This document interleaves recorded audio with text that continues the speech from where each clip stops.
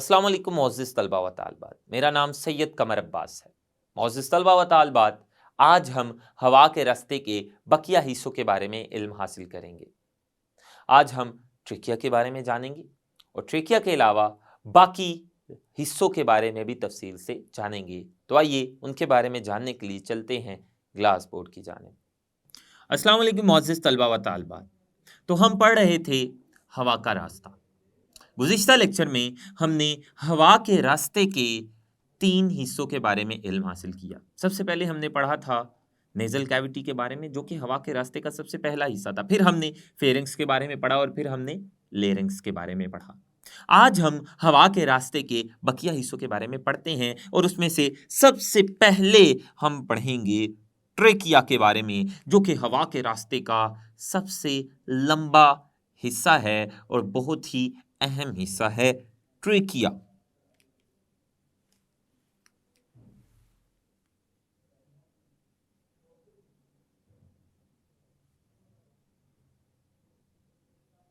Trachea क्या है?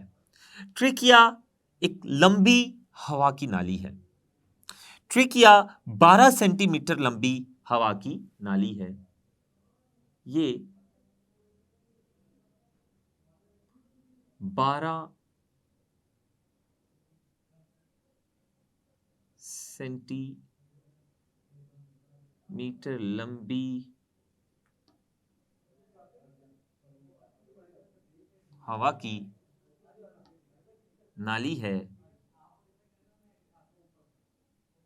जिसकी दीवारों में, इस नाली की दीवारों में क्या होता है? जिसकी दीवारों में सी शक्ल के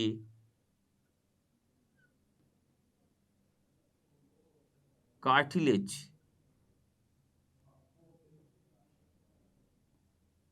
के घेरे होते हैं।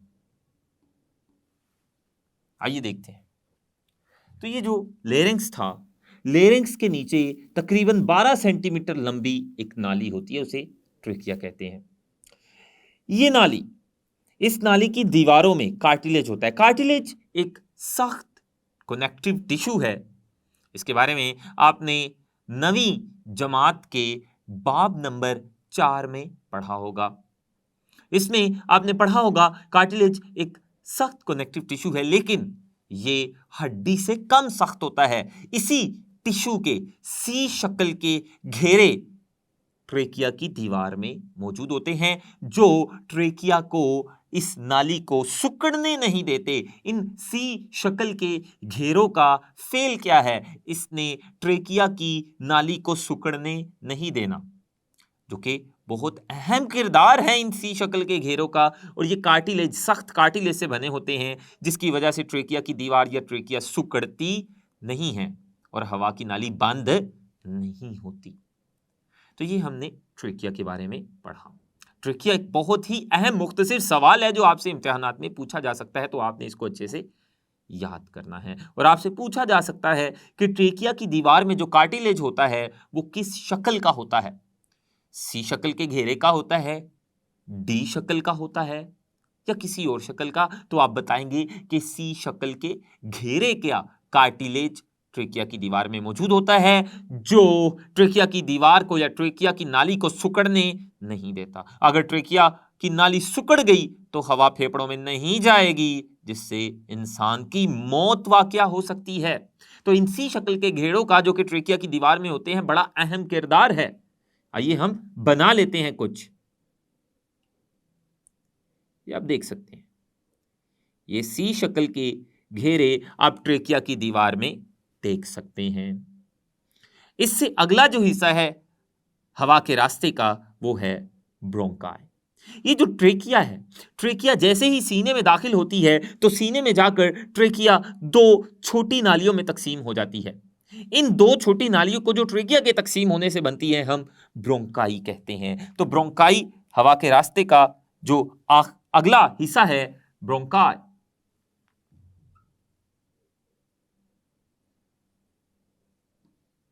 ब्रोंकाई क्या है? ट्रेकिया के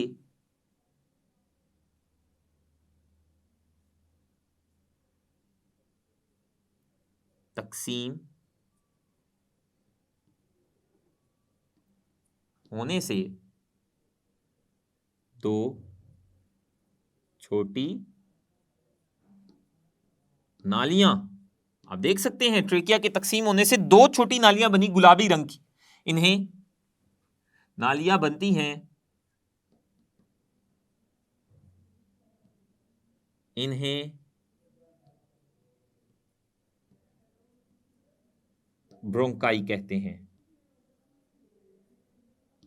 एक को ब्रोंकस और दो को ब्रोंकाई कहेंगे। एक ब्रोंकस एक फेफड़े में चली जाएगी और दूसरी ब्रोंकस दूसरे फेफड़े में दाखिल हो जाएगी, और ब्रोंकाई की दीवारों में भी कार्टिलेज की प्लेट होती है। ये बात आपने लाजमी याद रखनी है, जो ब्रोंकाई को भी सिकुड़ने नहीं देती।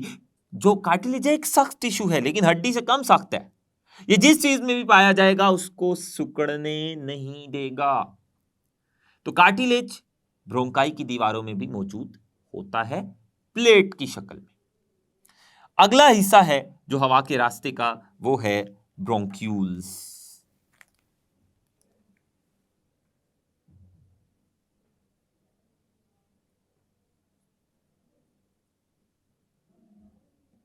ब्रोंक्यूल्स क्या है? आप देख सकते हैं जैसे ही ब्रोंकाई फेफड़ों के अंदर दाखिल होती हैं, तो ब्रोंकाई फेफड़ों के अंदर दाखिल होने पर मजीद छोटी छोटी बारीक बारीक नालियों में तकसीम हो जाती है। तो जैसे ही ब्रोंकाई फेफड़ों में दाखिल होगी, ये मजीद तकसीम होगी।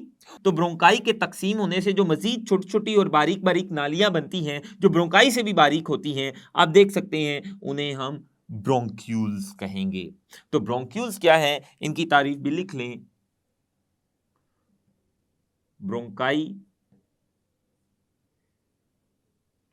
के फेफड़ों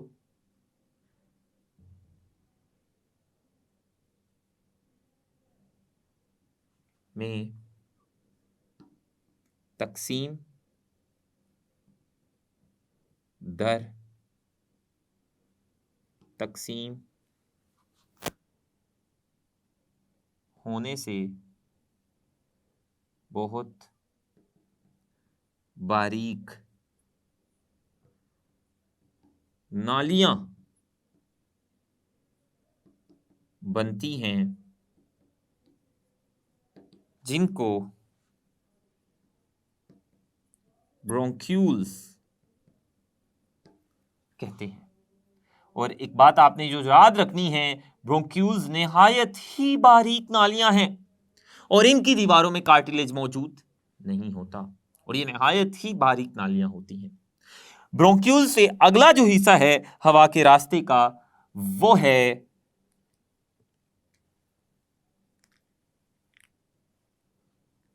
एल्व्यूलर डक्ट।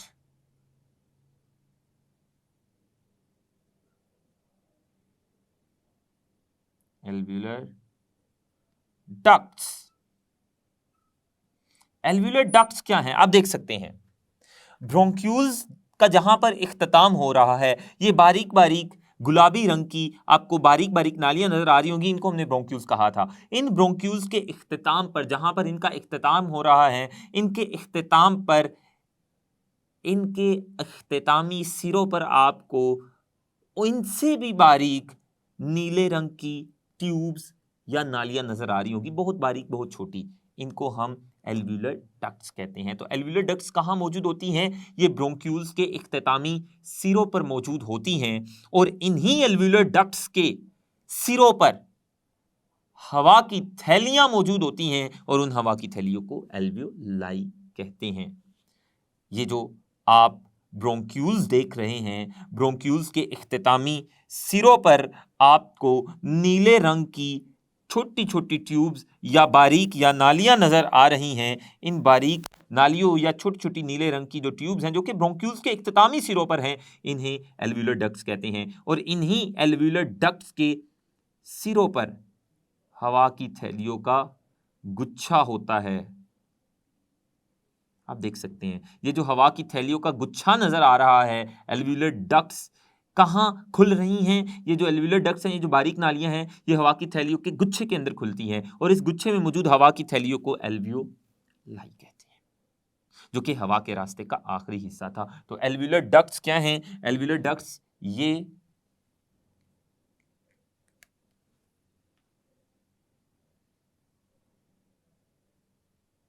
बहुत छोटी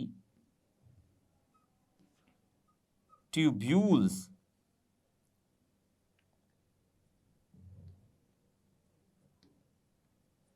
हैं जो ब्रोंक्यूल्स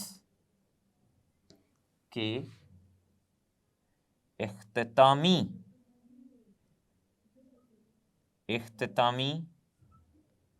सिरों पर मौजूद होती हैं और इन एल्वियोलर डक्ट्स के इख्तितामी सिरों पर हवा की थैलियों का गुच्छा होता है। आप देख सकते हैं ये सब्ज रंग की हवा की थैलियां, इनको एल्वियोलाई कहते हैं। एल्वियोलाई जो कि हवा की रास्ते का आखिरी हिस्सा है। एल्वियोलाई ये क्या हैं? ये हवा की थैलियां हैं।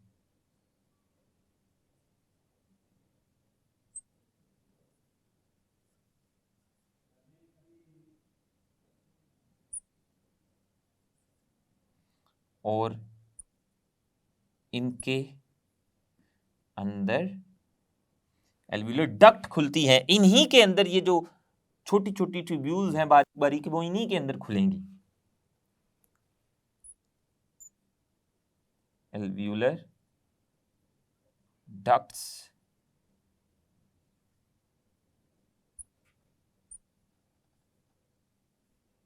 खुलती हैं और इनके इर्द गिर्द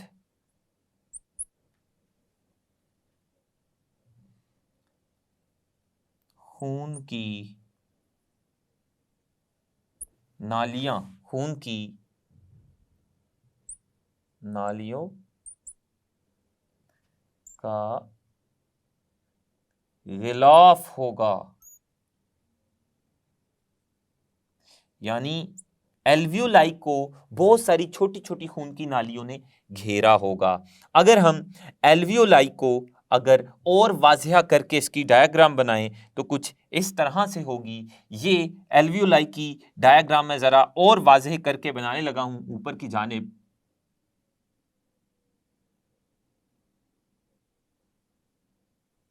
ये एल्वियोलाई हैं।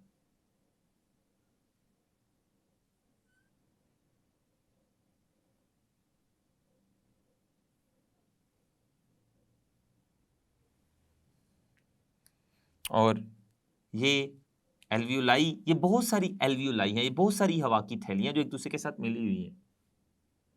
और ये एल्वियोलर डक्ट है। एल्वियोलर डक्ट जो हवा की थैलियों के अंदर खुल रही है।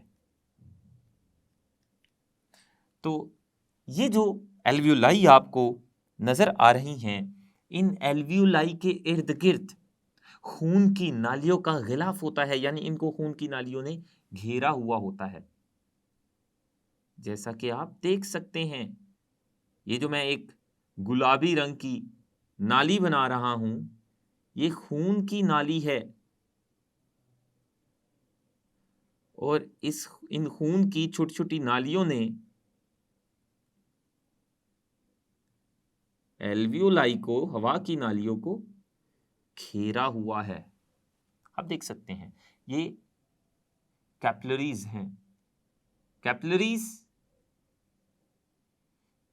कैपिलरीज कहते हैं खून की बारीक बारीक नालियां, बहुत ही बारीक, सबसे बारीक नालियां जो होती हैं खून की, उन्हें कैपिलरीज कहते हैं। तो आप देख सकते हैं कि एल्वियोलाई के गुच्छे के इर्द गिर्द, हवा की नालियों के गुच्छे के इर्द गिर्द आपको कैपिलरीज का जाल नजर आ रहा है। तो ये हवा के रास्ते का सबसे आखिरी हिस्सा है एल्वियोलाई। हवा सबसे पहले तो नेजल कैविटी में आएगी, नेजल कैविटी से हवा फेरेंक्स में जाएगी, फेरेंक्स से हवा ग्लॉटिस से गुजरते हुए लेरेंक्स में आएगी, लेरेंक्स से हवा ट्रेकिया, ट्रेकिया से हवा ब्रोंकाई में आएगी, ब्रोंकाई से हवा ब्रोंक्यूल्स और ब्रोंक्यूल्स से हवा एल्वियोलर डक्ट और आखिरकार हवा अपनी सबसे आखिरी मंजिल एल्वियोलाई में पहुंच जाएगी और एल्वियोलाई के इर्द गिर्द खून की नालियों या कैपिलरीज का जाल मौजूद होता है, गिलाफ मौजूद होता है एल्वियोलाई को, जिसमें बाहर से हवा सबसे आखिर पर यहीं पर आकर रुकेगी। इन्हीं के इर्द गिर्द कैपिलरीज का जाल मौजूद होता है। अब कैसे एल्वियोलाई से गैसों का तबादला होगा? एल्वियोलाई ही वो वाली जगहें हैं इंसान में जिन जगहों से गैसों का तबादला होगा। अब ये जो एल्वियोलाई में हवा आएगी, इस हवा में मौजूद ऑक्सीजन इर्द गिर्द मौजूद ब्लड कैपिलरी में चली जाएगी और ब्लड कैपिलरी में मौजूद कार्बन डाइऑक्साइड, ये जो खून की नाली में खून होगा, इस खून से कार्बन डाइऑक्साइड निकलकर एल्वियोलाई में आ जाएगी, जबकि एल्वियोलाई में जो हवा थी उस हवा से ऑक्सीजन निकलकर खून की नाली में मौजूद खून में आ जाएगी। ये गैसों का तबादला कहलाता है। तो गैसों का तबादला यहां कैसे हुआ? वो जो ऑक्सीजन एल्वियोलाई में मौजूद हवा में जो ऑक्सीजन थी वो एल्वियोलाई से निकलकर, इस थैली से निकलकर इर्द गिर्द मौजूद खून की नाली में आ गई और खून की नाली में जो बहुत ज्यादा कार्बन डाइऑक्साइड थी वो खून की नाली से निकलकर अंदर एल्वियोलाई में आ गई। अब जो एल्वियोलाई में मौजूद हवा है उसमें ऑक्सीजन कम है, कार्बन डाइऑक्साइड ज्यादा है। अब वो हवा एल्वियोलाई से वापस ऊपर एल्वियोलर डक्ट में आएगी, एल्वियोलर डक्ट से ब्रोंक्यूल्स, ब्रोंक्यूल्स से वो ब्रोंकाई, ब्रोंकाई से ट्रेकिया, ट्रेकिया से लेरिंग्स, लेरिंग्स से फेरिंग्स, फेरिंग्स से नेजल कैविटी और नेजल कैविटी से नोस्ट्रिल्स के जरिए वो हवा बाहर निकल जाएगी। तो वो वाली सतह, जिस सतह से गैसों का तबादला हुआ, ऑक्सीजन खून में गई और खून से कार्बन डाइऑक्साइड निकलकर हवा में आ गई, वो वाली सतह एल्वियोलाई की सतह है। ये एल्वियोलाई की सतह ऐसी सतह है जहां से गैसों का तबादला होता है। और ये जो आप एल्वियोलाई के इर्द गिर्द कैपिलरीज का या खून की बारीक नालियों का जाल देख रहे हैं, ये बारीक नालियों का जो जाल है ये कैपिलरीज कहलाता है। और आप ये भी बात याद रखिएगा कि फेफड़ों के अंदर एक बड़ी खून की नाली दाखिल होती है जिसको पल्मोनरी आर्टरी कहते हैं। पल्मोनरी आर्टरी एक बड़ी खून की नाली होती है जो दिल से डीऑक्सीजनेटेड खून, यानी ऐसा खून जिसमें ऑक्सीजन ना हो, पल्मोनरी आर्टरी एक बहुत बड़ी खून की नाली है। ये दिल से डीऑक्सीजनेटेड खून फेफड़ों के अंदर लेकर आएगी और जैसे ही ये पल्मोनरी आर्टरी, जो कि एक बड़ी नाली है, ये फेफड़ों के अंदर दाखिल होगी, तो ये फेफड़ों के अंदर, अगर मैं इसकी डायग्राम के जरिए वजाहत करना चाहूं तो वो कुछ यूं होगी। फेफड़ों के अंदर एक बड़ी खून की नाली दाखिल होगी, उसे पल्मोनरी आर्टरी कहेंगे। पल्मोनरी आर्टरी जैसे ही फेफड़ों में दाखिल हो जाएगी, ये छोटी नालियों में तकसीम हो जाएगी, इसे आर्ट्रियोल्स कहेंगे। और आर्ट्रियोल्स मजीद छोटी छोटी नालियों में तकसीम हो जाएंगी और ये जो आर्ट्रियोल्स के तकसीम होने से मजीद छोटी छोटी नालियां बनी हैं, इन्हें कैपिलरीज कहेंगे। और ये जो कैपिलरीज हैं ये दोबारा से एक दूसरे के साथ मिलेंगी। ये कैपिलरीज दोबारा से एक दूसरे के साथ मिल जाएंगी और इन कैपिलरीज के दोबारा के एक दूसरे के साथ मिलने से विन्यूल्स बनेगी। आप देख सकते हैं ये वेन्यूल्स बन गई और इन विन्यूल्स के एक दूसरे के साथ मिलने से पल्मोनरी वेन बन जाएगी। तो ये है पल्मोनरी वेन, जो फेफड़ों से ऑक्सीजनेटेड खून, यानी ऐसा खून जिसमें ऑक्सीजन मौजूद होगी, पल्मोनरी वेन फेफड़ों से ऑक्सीजनेटेड खून दिल की तरफ लेकर जाएगी। जबकि ये जो बड़ी सी खून की नाली थी जिसको हमने पल्मोनरी आर्टरी कहा था, ये खून फेफड़ों में लेकर आएगी, दिल से खून फेफड़ों में लेकर आएगी, लेकिन वो खून डीऑक्सीजनेटेड होगा। ये पल्मोनरी आर्टरी है, पल्मोनरी आर्टरी। तो पल्मोनरी आर्टरी को आपने देखा, ये फेफड़ों में दाखिल होने पर दो छोटी नालियों में तकसीम हो जाती है, उन्हें आर्ट्रियोल्स कहते हैं। और आर्ट्रियोल्स मजीद छोटी छोटी खून की नालियों में तकसीम हो जाते हैं, बारीक बारीक, उन्हें कैपिलरीज कहते हैं। और कैपिलरीज दोबारा से मिलकर अपने से बड़ी और मोटी खून की नालियां बनाते हैं, उन्हें विन्यूल्स कहेंगे। और विन्यूल्स आपस में मिलकर एक और मोटी नाली बनाएंगे, उसे पल्मोनरी वेन कहेंगे, जो ऑक्सीजनेटेड खून को फेफड़ों से, ऑक्सीजनेटेड खून यानी ऐसा खून जिसमें ऑक्सीजन होगी, उसको वापस दिल की तरफ लेकर जाएगी। मुअज़्ज़िज़ तलबा व तालिबात, आज हमने ट्रेकिया के बारे में जाना। ट्रेकिया के साथ साथ ब्रोंकाई, ब्रोंक्यूल्स, एल्वियोलर डक्ट्स और एल्वियोलाई के बारे में भी इल्म हासिल किया और ये जाना कि इंसान के फेफड़ों के अंदर किस तरह से गैसों का तबादला होता है। आज के लिए इतना ही। अल्लाह हाफिज।